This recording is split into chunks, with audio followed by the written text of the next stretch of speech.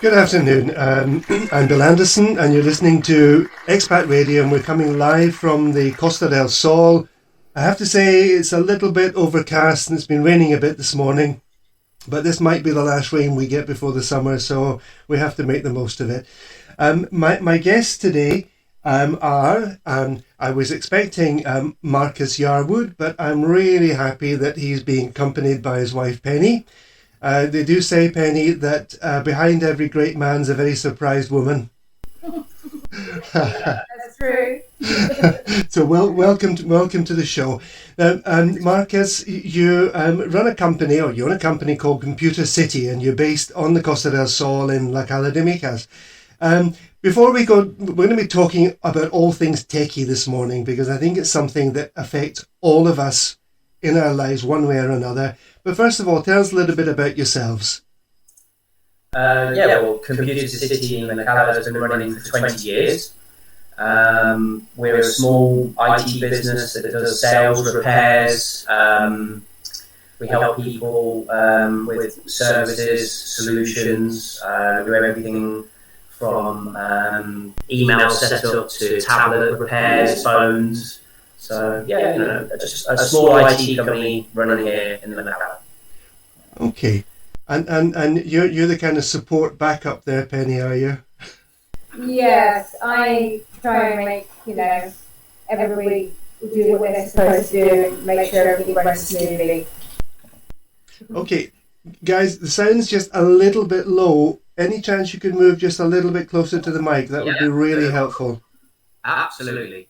Okay, that's great. Thank you very much. Okay, whereabouts are you from, guys? We're both from Leicester. From Leicester? Originally, yeah. But okay. We've been here for 21 years. Is that a good place to be from? Yeah, absolutely. But after 21 years here, could you imagine living back in Leicester again?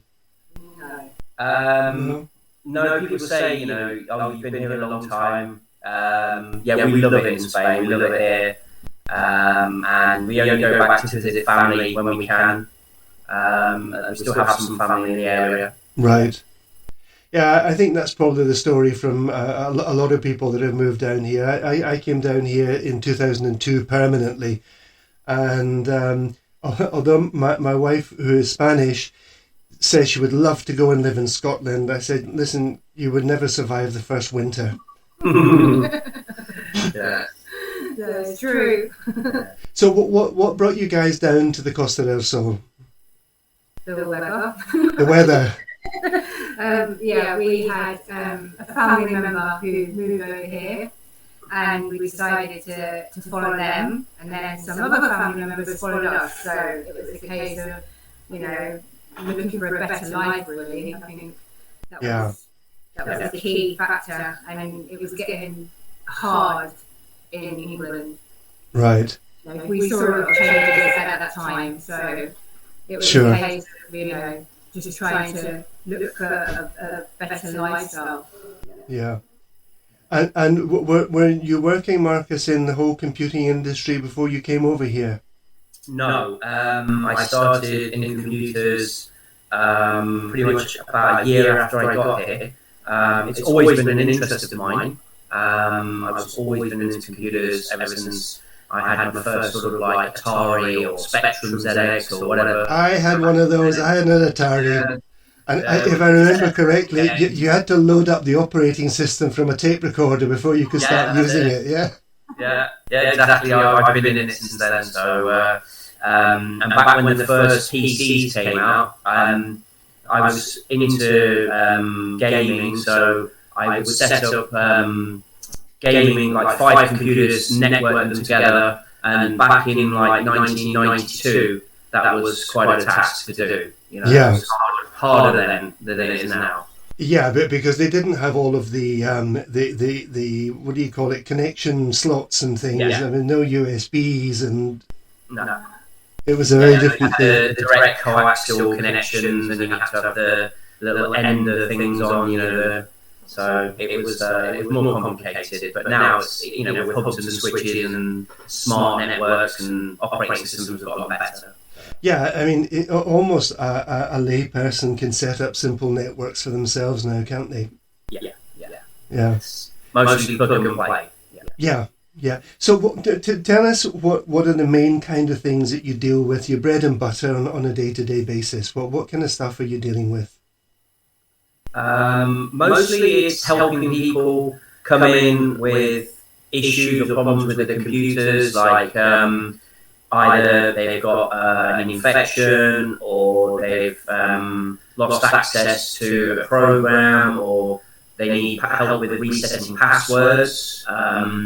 We get people coming in, phone repairs, tablet repairs, be it hardware or software. We do the screens, we do the motherboards, batteries, everything to do with any like devices like that. iPads, iPhones as well.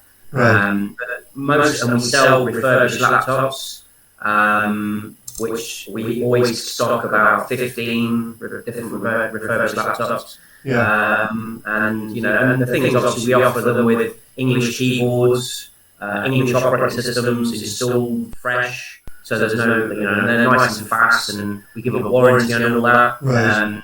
And we also help people. They buy computers from elsewhere. We help them get them to how they want them, so they can use properly. Yeah. Yeah, I have an English keyboard on my laptop, but the problem is I do a lot of my work in Spanish. I have to remember where the N with the little thing is and where the tildes are that go above the A's and the O's and things. So, like Penny says, we do stock a few Spanish keyboards as well, and we even have the little professional stickers that go over the top, so we can change the language of a computer's keyboard by doing a sticker set over them. Right. These professional stickers don't wear out, they last a long time, they cover the whole key, they look professional. Right. So it's just a way to quickly do it, because changing the keyboard in a laptop can be like €50, depending on the model, and sometimes complicated. So stickers are a lot cheaper option. Yeah, and let's be honest, the difference between an English keyboard and a Spanish one, it's not massive, is it? You're talking about maybe half a dozen keys that you have to get your head around. Yeah. Something you mentioned there, I must ask you about passwords. Mm-hmm. Passwords are a nightmare. Yeah. Well, we need them. It's very important. I know we need them, Penny, but I have got probably 20 different things that I need passwords for, and obviously I don't want to use the same password for every single thing. And some passwords want you to put, squiggles and dots and hashes and things in them, and uppercase letters and lowercase letters and a couple of numbers thrown in there, and keeping on top of these things is for me it's a nightmare. How do you guys manage with all that? Well, a lot of our customers, they either have a little book they write them all down in, but obviously you can, depending on what browser you use, you can save your passwords in your browser. Most browsers allow you to save your passwords, and if you have a secure password for your browser to log in, then your passwords are there, and it will automatically add them where you need them. Right. Log in, so that can actually save you the headache of remembering your passwords. Or we tell people, have 5 passwords, have your most secure passwords, like the longest, most difficult ones to guess for banking, and then the next one for emails and websites and Facebook and things, and then have a simple password for sort of newsletter sign-ups and things like that. Have one, so you don't have so many to remember. You just have different levels of security. Yeah. I mean, I do have a file with passwords which I have password protected as well, and I have to often refer to it. Because especially, I work on my laptop a lot, but I also work on the tablet quite a lot, and I don't have necessarily all the same passwords saved in the browser on one and on the other, and it just gets so complicated sometimes. There was a capital letter there, a small letter, and is this the one with a question mark at the end, or it gets really complicated. This has happened to us a few times. Somebody's come in to us, and they can't remember one password, say for Apple iTunes to buy a song or something.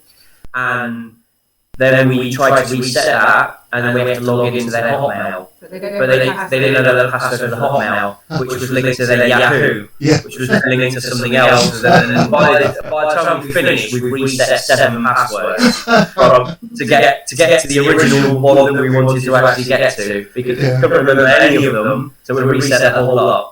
And then we write it all down for them with the date on and say, there you go, try not to lose that. And what you say, Penny, is absolutely right. You know, we need password protection on us, especially our banking stuff and emails, you know, because you don't want people sending out emails from your account. Is there still a lot of problems with people hacking these things? I don't know how they do it. I don't want to know how they do it. But people say, I've had my email hacked, I've had my Facebook hacked, I've had this hacked. Well, the thing is, a lot of people think they've been hacked when they've actually been cloned. The whole Facebook thing is, you know, oh, my Facebook's been hacked. It's not your account that's been hacked per se. What it is they've made a cloned account of your Facebook. They've copied your profile pictures. They've been into your account and written down the names of your friends, and then they create a duplicate account that looks like you with the same name using your photographs, and then they send your contacts a friend request. And a lot of people don't even blink an eye, they just accept them, even though they're not strange. I've already thought I had that person as a friend, or maybe they've just made a new Facebook account. And that's how a lot of the Facebook hacking, but it's not actually hacking, it's just they've cloned you. Regarding hacking of your emails, if your password's too simple, you know, like just a very sort of like, just say for example, you use a common name like London 2020, that's going to be hacked. Do you know what I mean? It's a guessable kind of password. You've got to be a bit more imaginative with your passwords. Throw in maybe, you know, an at symbol or a pound symbol or something, throw something in there as well.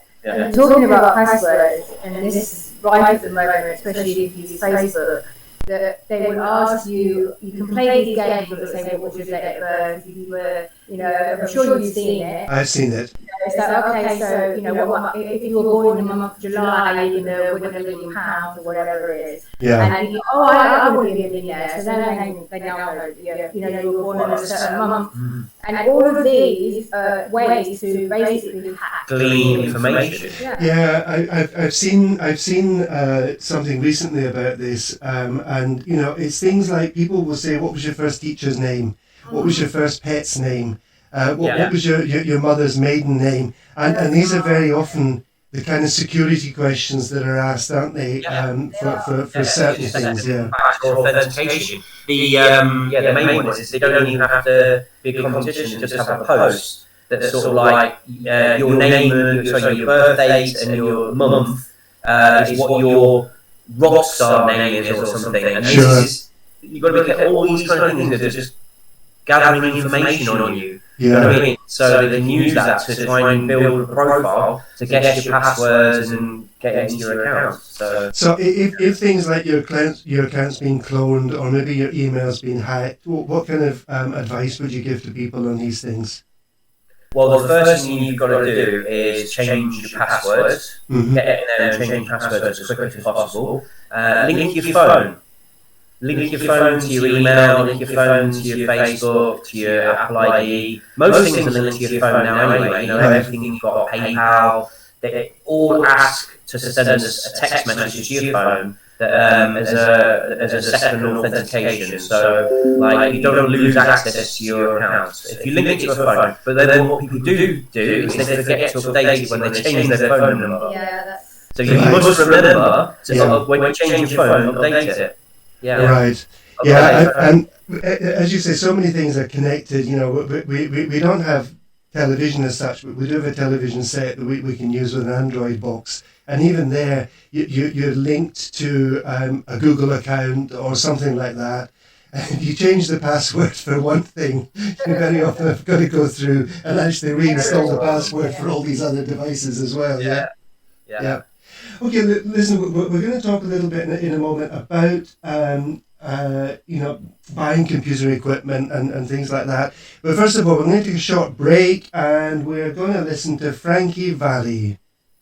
Broadcasting around the world.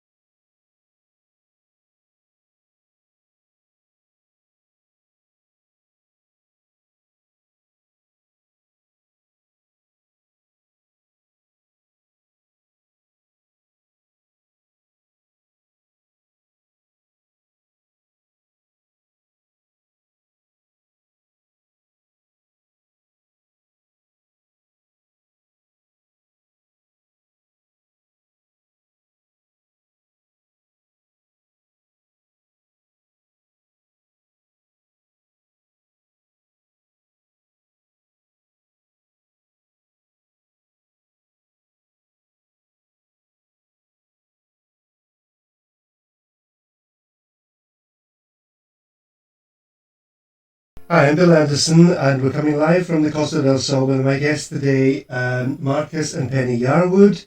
No relation, Marcus, to Mike, no? No, yeah, I know who he is, comedian from a long time ago. No relation, not as far as I know anyway. I just wondered if you're going to entertain us with some voices or something, some impersonations. Well, my kids say I'm quite good at doing voices, but I'm not going to do any now. Okay, that's fair enough. Listen, we're talking about all things information technology, and you run your company called Computer City. And when we were talking previously, you were saying that since all of the COVID stuff, that people's kind of habits have been changing a little bit in relation to the information technology that they use. Can you tell us a bit about that? Yeah, well, when the pandemic started, we noticed obviously an influx of people buying computers, laptops or desktops, small little towers and with screens, keyboards. People having to work from home. Your Zoom meetings, your work meetings from home. Kids having to learn from home. So, and everyone needs their own devices. So like you can't have. So they're having to buy more computers, more laptops. Whereas in the past, they've been relying on tablets or just phones. So yes, there's been a lot of people buying computers, and a lot of people buying refurbished, recycled computers as well. Because if we sell a computer for €200, and the nearest equivalent in the shops is like 650. Yeah. The only difference is ours is 2 years old, but comes with a warranty. So right. Yeah. Yeah, you made a comparison when we were chatting. It's a little bit buying a brand new car. Yes. Yeah. You buy a new laptop and it loses 40% value as soon as you take it out of the shop. Yeah. Same with your car or a forecourt. The analogy is, and obviously we also offer all the service, because what we do offer is when people buy a computer from us, we set it up for them. So. Right. We put their emails on it. Transfer data. Transfer the data. The original data that you have of another machine, we can transfer that over for you. So, you won't lose any data. Right. It's there on your new computer. Yeah. In some cases, we can clone the hard drive, so you keep everything as is. It's even if it's cloned, it's just like a brain transplant, basically. So it remembers the printers, it remembers the Wi-Fi, everything works as before, and there's no new setup for anyone to do. So. Yeah. Okay, and I'm quite into technology. I'm not a technology geek, but I use technology a lot. I use it for my work, and I've been using computers for, I don't know, it must be 40 years. We were talking about the Atari. Great little computer, but when you think back on what we had then and what we have now, it's like chalk and cheese, isn't it? Yeah, absolutely. But I want to ask you, and this is a kind of personal question, because I do have a desktop. It probably needs a bit of upgrading or something, but it sort of rattles and clunks and makes a lot of noise, which is why I probably use my laptop more, because everything's compact. I don't have too many cables sticking out of it, and I don't have to connect it up to too many things. But why is there such a difference between sort of desktops and laptops? Well, each has its own merits. If you're gaming, nearly always better to go for a desktop, because gaming PCs, you've got more ventilation in a desktop, so that means it's happier to run 24/7. Right. Laptops, because of the confined size and how small they are, and they have less capability of dealing with heat, laptops that run 24/7 are prone to die out quickly. Right. So what we saw in influx of is, you remember when the whole television, we lost the Sky cover? Oh yes, sure. People were buying laptops and saying, I'm going to run my TV on this all day long. And what was happening is that after 6 months of the year, when they were buying them from us, from other people, from shops, the machines were just dying because they couldn't deal with the heat. Just overheating, yeah. Yeah, so they're playing video for like 8 hours a day. They're just not really designed to do that kind of heavy load day in, day out. So in those senses, it's better to use a desktop. So, laptops are great, they're portable. You can put them away, they don't take much space. They're limited to being upgraded. Yeah. So that's another factor with having a desktop computer. You can upgrade components. Right. With a laptop, yes, you can add more memory, more RAM. Yeah. You can change the hard drive, so you have a bigger hard drive or swap it for a solid state drive. But ultimately, you can play around more and upgrade more with desktop. Yeah. Right. So the tower systems or the desktop systems are more versatile and much easier to upgrade. More versatile, more robust. Right. Easier to repair, easier to upgrade. Right. Obviously, with the desktop, you have the added feature of having a full-size keyboard, a mouse, and you can get like 34-inch widescreen curved monitors. So you can have a real if you've got the space to have a desk, it's more comfortable to use desktop. Sure. Laptop's more, for portable. That's what they were made for, so we can move them around. Yeah, and I guess last week was a physical therapist, and he was actually talking a bit about this. He was saying about the problems people are getting because they're using laptops, which are essentially a portable device, like all day and night, and very often sitting on the sofa with them and crouched over and using them in sort of unnatural positions, and that creates some problems for them, sort of neck problems and back problems sometimes. And he certainly recommended that going for the for a desktop system, if you're using it all day, is certainly recommendable. Yeah. If you're going to use it day in, day out, and working on it, a bigger screen, a full-size keyboard and mouse. You can get those little mouse pads with the gel that goes under your wrist. Yes, to stop the repetitive strain. Exactly. Yeah, I've got something here now online because we are working on computers all day. Fixing them and repairing them and everything else that entails. Your wrists get on the table and comfy, a good chair. The lumbar support, Absolutely, yeah. I actually have my big screen attached to my laptop as well, which has kind of two advantages. One, I can use different programs on different screens rather than toggling between them all the time. But if I've got detailed stuff to do, I can work on the big screen, and it's a lot easier on every part because I have to sit up straighter. Yeah. And then I can see things much easier as well, and it's easier to work on stuff.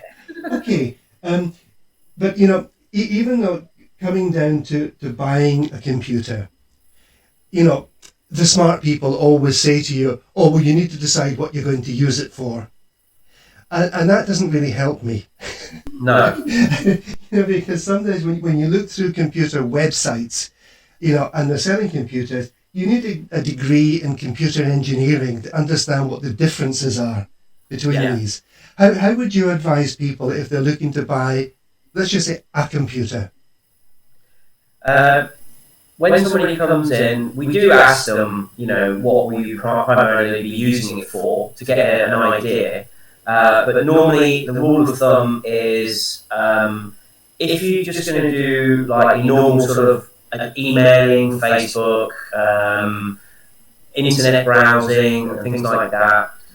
If you want a reliable, fast computer, something with like an i3, i5 processor, or the equivalent in the AMD, which is that's the CPU, the processor. Yeah.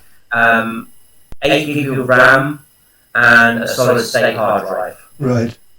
If they're not going to need a lot of files, like if they're not going to be having loads of movies and hundreds of gigabytes of photos or anything or music on there, then they can have a small like 240 gigabyte SSD. Will be fine. You don't need a 1 terabyte if you're not going to. I've seen people that have computers 10 years and they only fill 10% of it.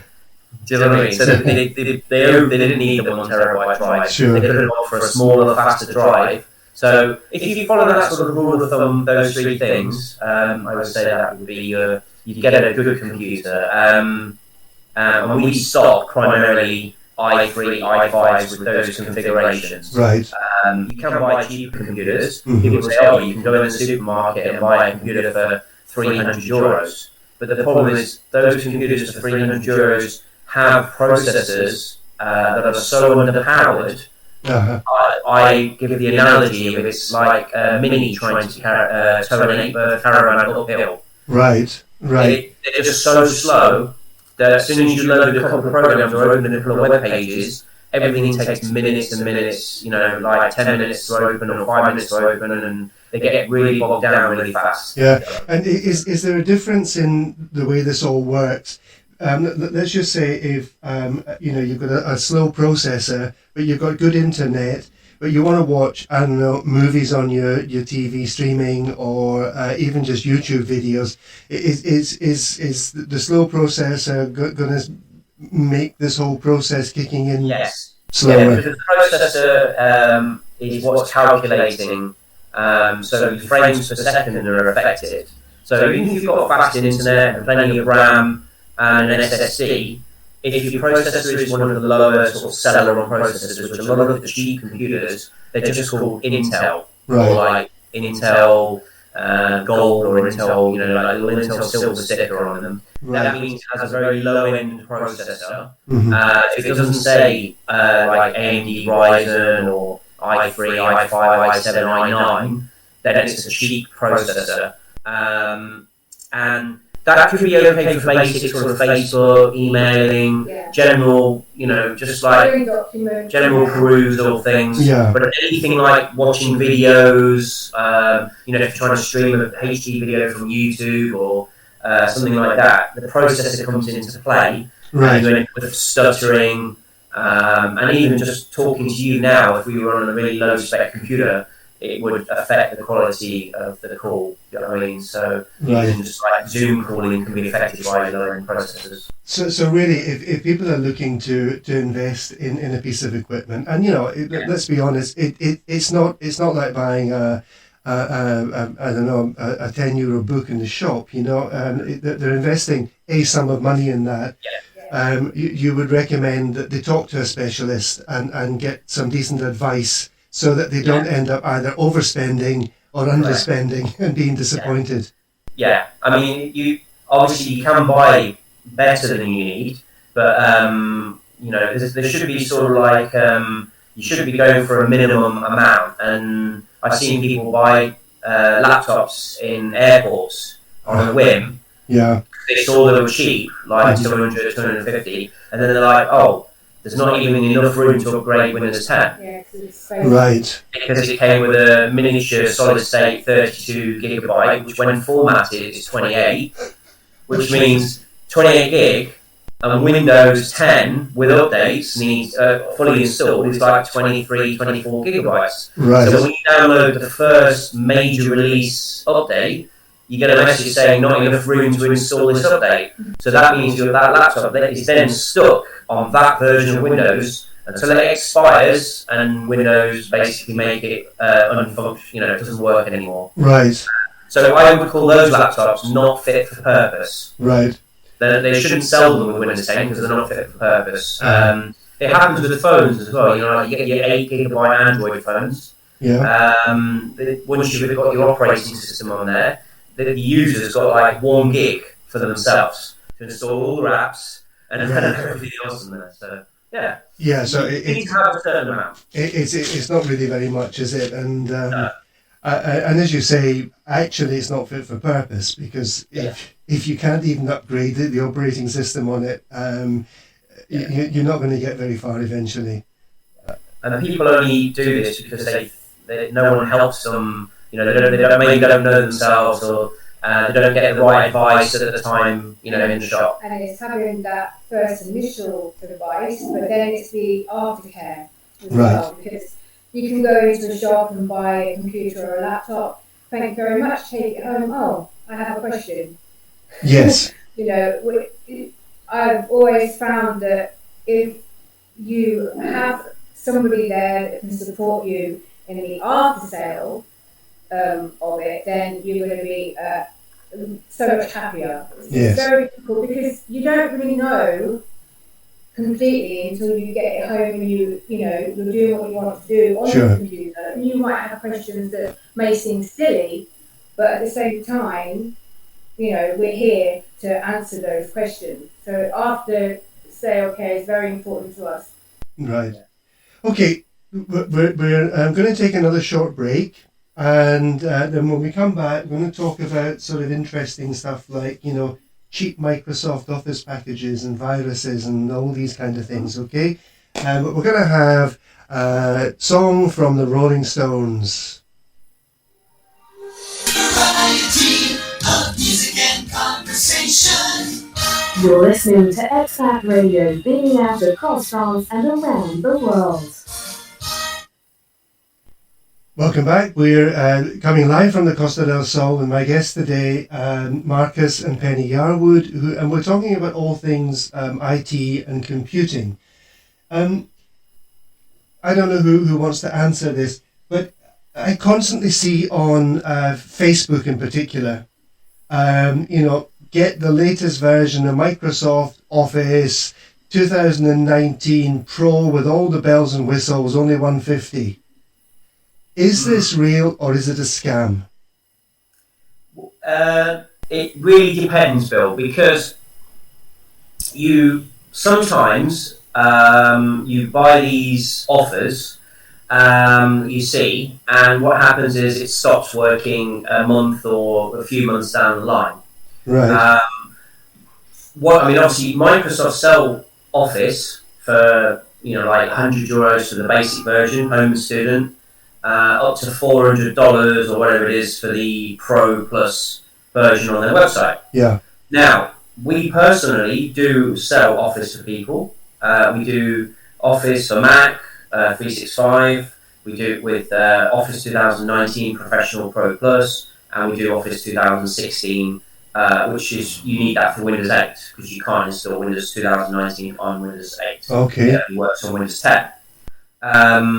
Now, we sell it for like, say, €50, for example, but we install it for the customer. We get it all working. We input the product key from Microsoft, and then we give the customer a copy of the product key, which they can keep, for their own records. The thing is with these ones you buy, you can see on social media, sometimes what happens is if they ask you to install it from a link they've sent you, like to download it from a web page or some online cloud storage, Right. there's a good chance that it's a cracked, non-genuine version, or it could be linked to some sort of like server that they're running for authorization. Right. And that means really, no, it's not genuine. And at any moment, if it like does an update or something happens, all of a sudden you're just back to square one with a non-licensed version of Office. So mostly, it's not always you get what you pay for, but it can be that case in this instance. So basically, yes, it might seem fine, and yes, it might work, but you could have problems in the future. Yeah. And let's be honest, for people like me, that I do an awful lot of my work these days from home, and if my an Outlook or Microsoft Word or whatever stopped working, I would be in deep doo-doo, to be honest. So a Yeah. lot of other people. Yeah. That's correct. Yeah. We rely on it on those programs Yeah. to work. Yeah. So your advice is, and you're not just selling something here, but your advice is pay a little bit more for it, get help to get it installed, because, I guess if there are previous versions already installed, there are ways of putting in your new version that you're not losing everything in data and all this kind of stuff. I mean, if you're installing the Office and you're installing it from the Microsoft website and you're signing in with a Microsoft account and you inputting the product key into that Microsoft website and you bought it online and that works, then you're okay. Yes, okay. But if you're not doing it that way, then there's a good chance that it's not going to work for very long. Yeah. That's the only way, because it is possible to buy recyclable product keys, but not necessarily are they all going to be any good. Okay. It's a risk you take. Yeah. Obviously, we do know to get them, and we do install it, and even the activation is very difficult It's not sometimes. easy.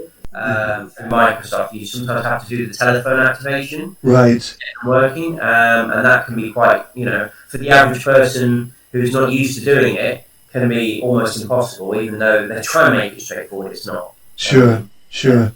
Okay, and I know you suggested maybe we talk about the COVID passport things for the app.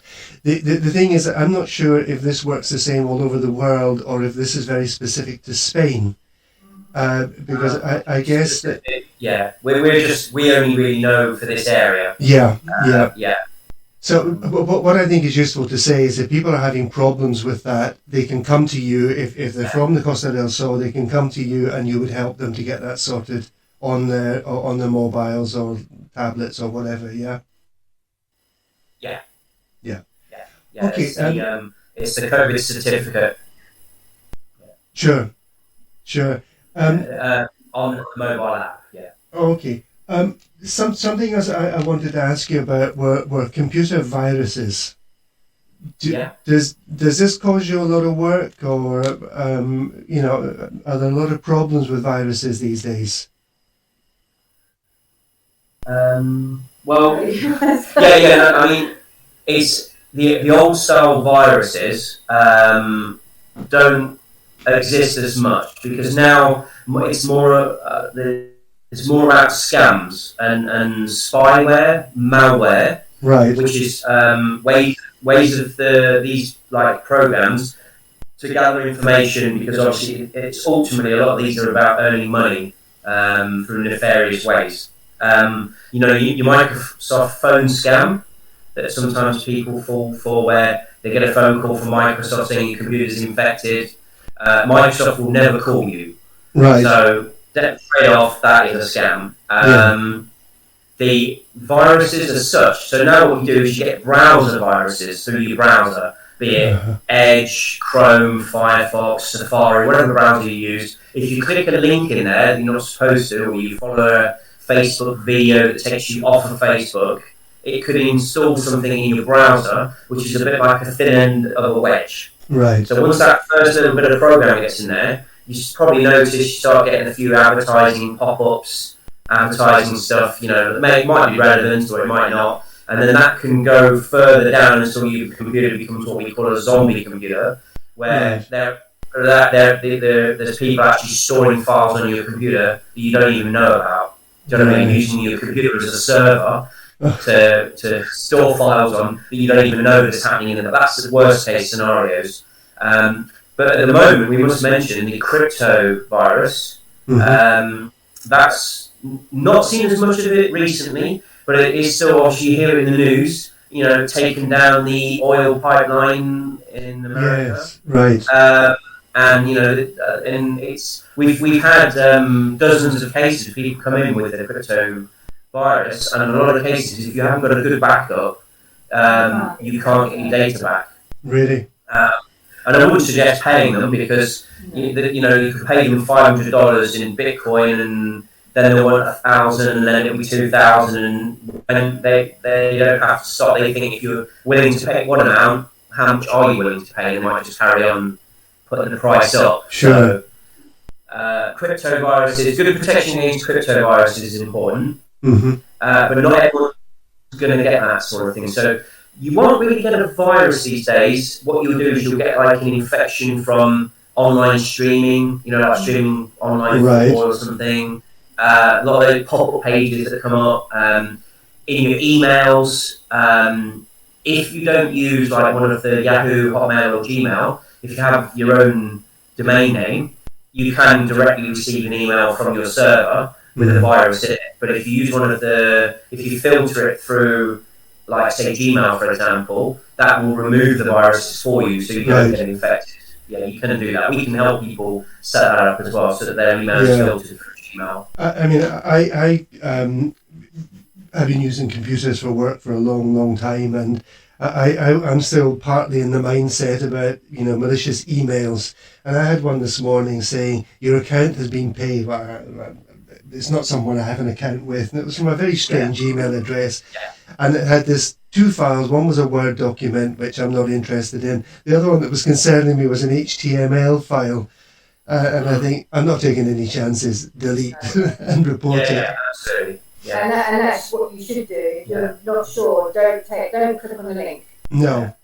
It's because you don't want to get infected. Yeah. Yeah. Like I said, if you were using the Gmail, you wouldn't have even seen that email. You just get an email from Gmail saying, we've detected a suspicious email on the server. For security reasons, we've not bothered fetching it from the server. So it doesn't even fetch the email from your server. Right. It will just be deleted. Well, you get a notification about I think this came in through Outlook. I think it was, I have several accounts, but I think it was a Hotmail account that this thing came through. So there's probably nothing serious in it, but I just, I go through lots of these things. A lot of them go into the junk file. And it's usually just delete. And I'll apologise to someone afterwards if I've deleted something that I shouldn't have. Yeah. I just deleted you, so sorry. Yes. What we're seeing now is more phishing scams. Like mail that's pretending to be from Correos or pretending from a PayPal. Absolutely, yeah. They even, Amazon, you name it. Anything that they can get a username and password. So if you follow the link in that phishing email and you log in with your details, they've got you. They've got what they want. They can then log into your account and start making money or buying things or whatever. So those are the ones to be careful of. Okay, Marcus, Penny, this has been really interesting for me at least because computing is a big part of my life, whether I like it or not, and it's more for work than for fun, I have to say. But I found this very, very interesting, and I hope that people who have been listening in find a lot of stuff here that they can relate to their day-to-day life as well. I want to thank you so much for joining me, and wish you both all the very best in your business. I don't think you're going to be out of business, guys. Thanks, Phil. Cheers. Yeah, and you, thank you. And you, and we are going to go out with Don McLean.